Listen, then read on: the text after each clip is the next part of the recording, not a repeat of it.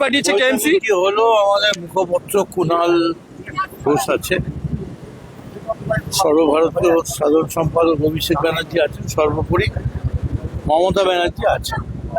তাহলে একটা পরাজিত দলের কাছে তো আলোচনার একটাই হয় যে আবার উঠে দাঁড়াতে হবে। নেত্রী কি বললেন, আজকে কি নির্দেশ দিলেন, কবে মাঠে নামছেন?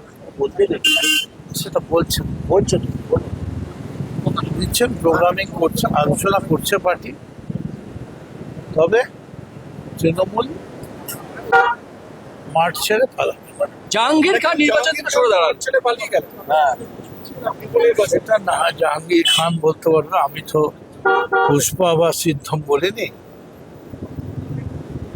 এইভাবে কি যা নির্বাচন থেকে সরে যা দাঁড়ান? বলার আমার দলের নেতৃত্ব বলবেন। কুণাল ঘোষ আছেন, অভিষেক আছেন।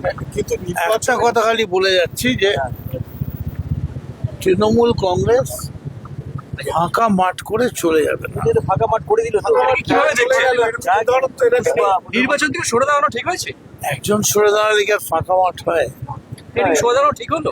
ঠিক করে এই সময়টা এইসব ব্যাপারে মন্তব্য করব না, শুধু এইটুকুনি বলবো তৃণমূল উইল কাম ব্যাক।